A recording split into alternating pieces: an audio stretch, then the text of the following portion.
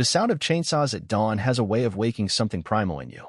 I wasn't fully awake yet, barefoot, groggy, clutching a half-empty coffee cup when I stepped outside and saw what looked like a war zone where my front yard used to be.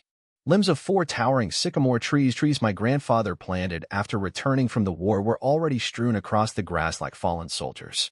And standing there, cool as can be, was Annette Crowley, president of the Oak Meadow Lakeside HOA, wearing a blazer, oversized sunglasses, and a smug expression that could curdle cream. In one hand, she held a clipboard. In the other, a Starbucks. She looked me right in the eye and said, "They were hazardous. You should thank me." I didn't thank her. I didn't speak. I couldn't. I was shaking. These trees had shaded my home for generations. They were registered under the state's Heritage Preservation Program. They weren't just trees, they were family. And now I was watching them die in slow motion. I sprinted down the porch in my pajamas, yelling at the chainsaw crew to stop. The foreman glanced at me, confused, before Annette stepped between us like she was defusing a hostage situation. "The HOA approved this," she declared, waving her clipboard like it was the Constitution. I asked her who approved it. She said the board. I asked for notice. She said they emailed Mezix years ago in a Comcast account I haven't touched since Obama was president. No physical letter, no phone call, not even a knock on the door. "You let your yard become an eyesore," she added, her voice coated in condescension. I stared at her, speechless. An eyesore? These trees had witnessed more history than she had lived. One of them was on the State Historic Registry, and she was treating them like overgrown weeds. And then this is the part I'll never forget. She turned to the crew and said, "Keep cutting." That's when my sadness turned to something else. Something colder. I pulled out my phone and started filming. Tim, my neighbor, stepped beside me quietly. He leaned in and whispered, "She bragged about this at the last board mixer. Said she was going to make an example out of you." I turned to him. "Do you have proof?" He nodded, showed me a group text. There it was in black and white. Annette's message. "If Marshall loves those trees so much, he can frame the stumps. They come down Friday, whether he cries or not." I didn't cry. I went to war. You see, what Annette didn't know, what none of them knew, was that I've taught environmental law at Riverfield University for 15 years. I've helped draft preservation bills. I've testified in courtrooms. I knew exactly what heritage violations could cost, and I knew how to prove one. I went straight to my shed and pulled out my grandfather's archive laminated letters, state certificates, planting records. And there it was.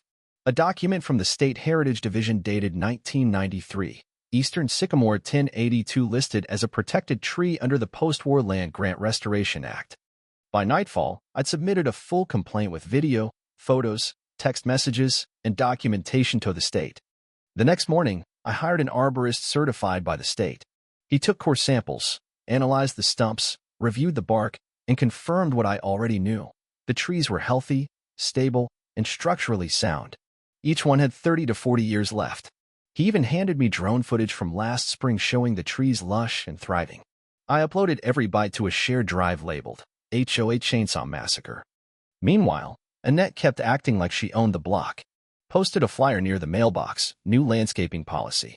Effective immediately, the HOA reserved the right to remove hazardous or unsightly vegetation. No signatures. No vote." I sent the flyer to my attorney buddy. He replied, "That woman just nuked her own HOA." I contacted the county permit office. Lovely woman named Carla answered. She searched and said, "There's nothing filed for your address. Not even a pending application." That was it. I had the proof. No permit. No notice. No vote. Just a dictator with a clipboard. I emailed the HOA board demanding to see the documentation. They auto-responded with the classic 5 business days nonsense. So I did what any rational person would do. I lawyered up.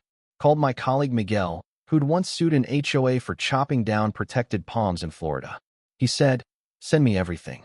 This might be even bigger." I built the case piece by piece: timelines, expert reports, drone footage, forged documents, even a statement from Rick, the HOA's vice president, who confessed he was strong-armed into signing off without ever seeing a permit. Then came the petty retaliation. 2 tons of mulch dumped on my driveway. No note. No explanation. Just a forged delivery receipt signed with my name in Comic Sans. I checked the footage app. There she was, Annette in a sun hat, directing the dump truck like she was hosting a parade. The final straw came when a code officer knocked on my door, clipboard in hand, asking about a complaint that I was illegally running a tree removal service. I invited him in, showed him the stumps. He rolled his eyes and said, off the record, "We get a lot of these from your HOA president." But the real storm came that Friday night. HOA meeting. Packed house. Even the neighbors who usually kept quiet were there. Annette strutted in like she was running for office, launched into a monologue about beautification and safety. I raised my hand. She ignored me. Someone behind me shouted, "Let him speak." I stood up, walked to the front, dropped my binder on the table with a thud, and asked one question. "Can you produce the permit that authorized the destruction of my heritage-registered trees?" Silence. You could hear the air conditioner hum.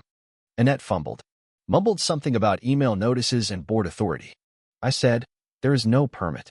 The county confirmed it. The state confirmed it. Your vice president confirmed it. What you did wasn't maintenance. It was criminal destruction." Then I turned to Rick's written statement. Held it up. Read it aloud. The room turned. Murmurs. Raised eyebrows. And then right on cue the door opened. 2 officers walked in. Behind them, a woman in a blazer with a badge from the State Heritage Division. She walked straight to Annette and asked, "Can we speak outside?" Annette turned red, looked around for support, and found none. She followed the agent out the door. The officers didn't follow. They stayed, just in case.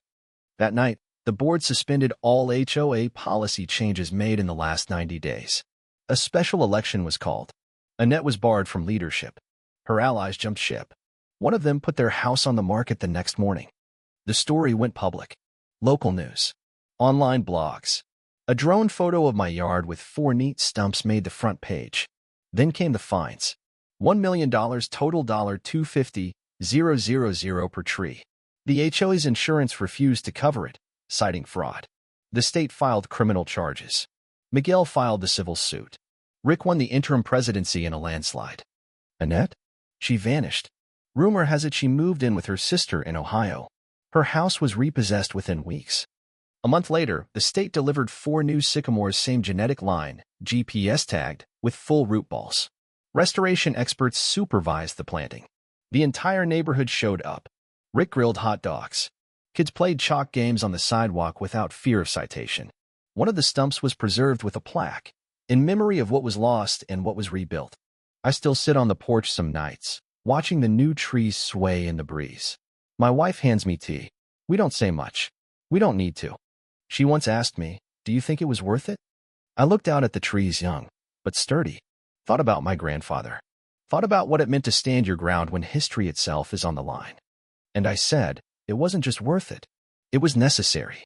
So tell me, what would you have done if someone cut down your family's legacy with a forged signature and a smug grin? Would you have let it slide? Or would you have picked up the shovel and planted something better? Let me know in the comments below. Because this wasn't just about trees. It was about roots. And the people who dare to tear them up, well, they might not realize how deep those roots really go.